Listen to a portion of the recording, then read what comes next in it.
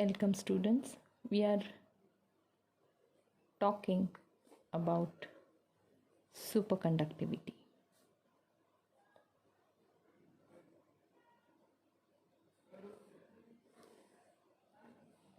Today in this video we are going to learn one more effect which is known as Josephson effect. In the year 1962, Brian Joseph predicted that Cooper pairs can tunnel through the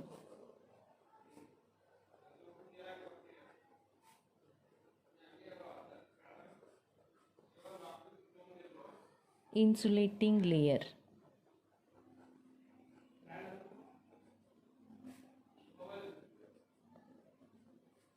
which separates two superconductors.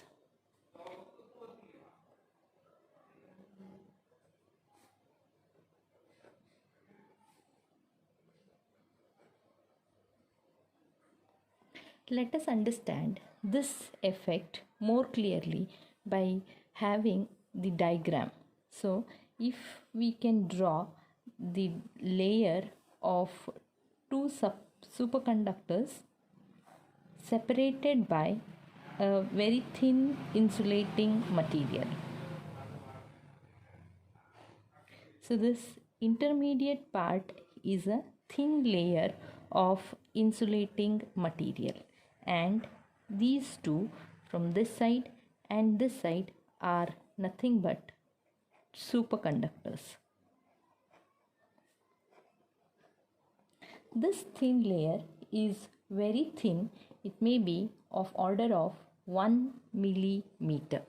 Josephson predicts that as this is a superconducting material, this is a superconducting material, though there is a insulating material in between, the Cooper pairs formed in the first superconductor can tunnel from first superconductor to the second superconductor, giving rise to some kind of voltage, and this is DC Josephson effect. If we apply the DC voltage to this, that will lead to a AC current in the superconductors, and that is known as AC Josephson's effect. Let us understand these two, which are together known as Josephson effect, in detail. So let's take the first effect, which is known as the DC Josephson effect.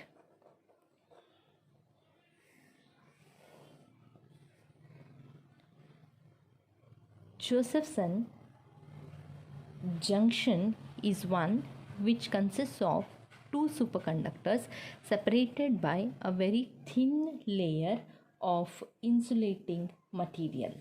Now, when no current is applied to this junction, having these two superconducting parts on the either side separated by the insulating material, a DC current starts flowing in this Josephson's junction, which is known as DC effect, and the super current formed here can be given by Is equal to Ic into sine of phi naught.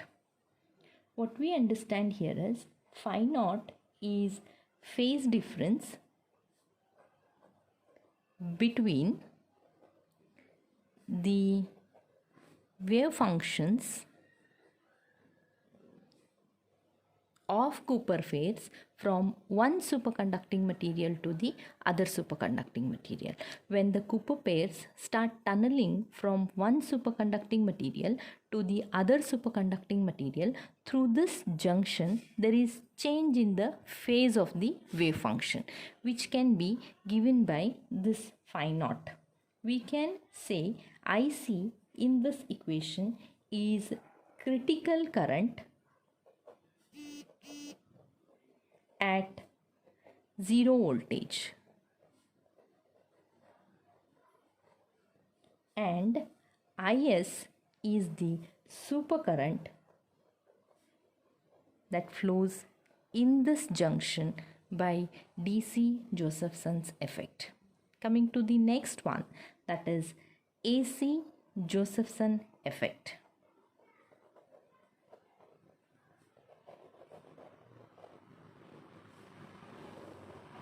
In this AC Josephson's effect, again we consider the Josephson junction, that is two superconductors which are separated by very thin layer of some insulating material.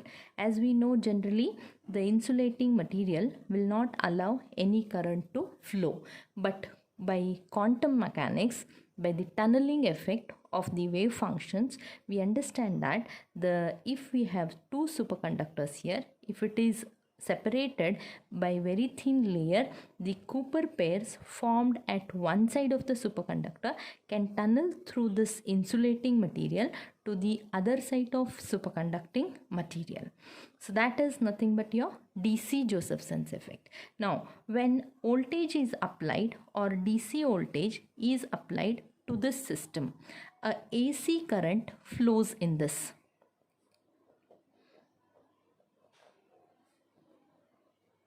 And this is known as AC Josephson's effect. If we apply no voltage to this Josephson's junction, a DC current flows.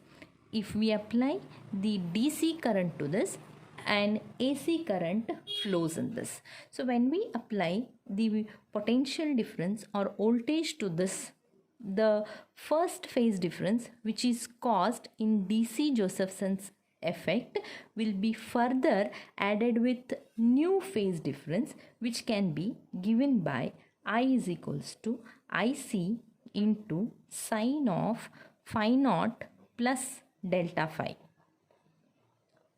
where this delta phi is the one more phase difference added to the supercurrent which is tunneling from one point to the other point of the superconducting material through this insulating material due to the applied voltage.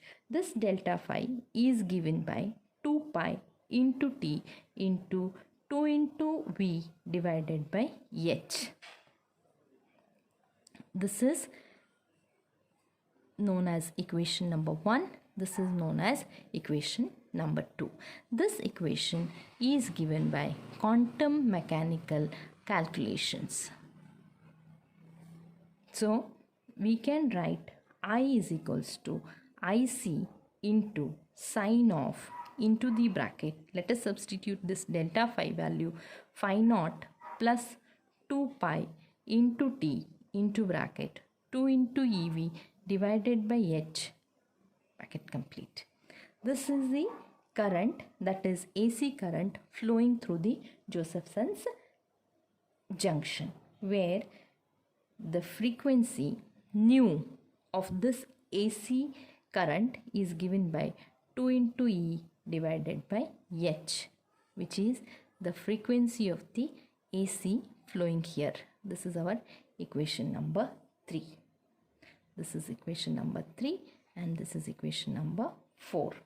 So we understand by this equation number 4, a photon of frequency nu is either emitted or absorbed when Cooper pair make the transition from first superconductor to the second superconducting material through the insulating material when the DC voltage is applied.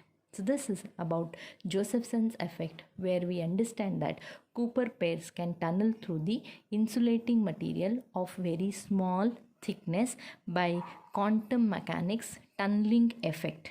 It can be of two types, DC Josephson's effect and AC Josephson's effect. In DC Josephson's effect, if no voltage is applied also, you can observe the current, that is DC current, which is known as DC Josephson's effect. But what we observe is there is a phase difference between the current of first superconductor to the second superconductor. Similarly, if you apply the voltage to this, one more phase difference is added to the first current, and which leads to the formation of AC current through the junction.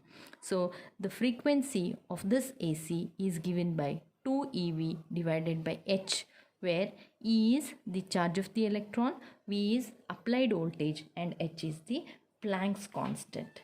Let us see one numerical on this particular equation. We know that in AC Josephson's effect, the current is flowing through the superconducting material with frequency of 2 eV divided by H. Let's see a numerical on this. Write down a Josephson junction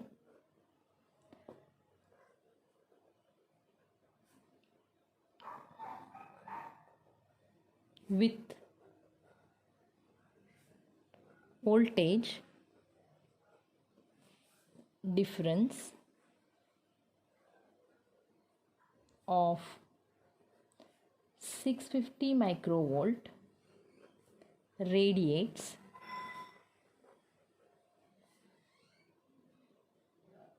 an electromagnetic radiation. Calculate the frequency of radiation. We can solve it using the equation. In AC Josephson's effect, the voltage applied is 650 microvolts, which is 650 into 10 raised to minus 6 volts. We need to find out the frequency generated, question mark. We know the constants. E is equals to 1.6 into 10 raised to minus 19 coulomb, and H is 6.63 into 10 raised to minus 34 joule seconds. We know the formula. Nu is equals to 2 eV divided by H. Substitute the values. 2 into 1.6 into 10 raised to minus 19 into voltage is 650, 10 raised to minus 6 divided by H value 6.63 into 10 raised to minus 34. This comes to 3 into 10 raised to 11 Hertz.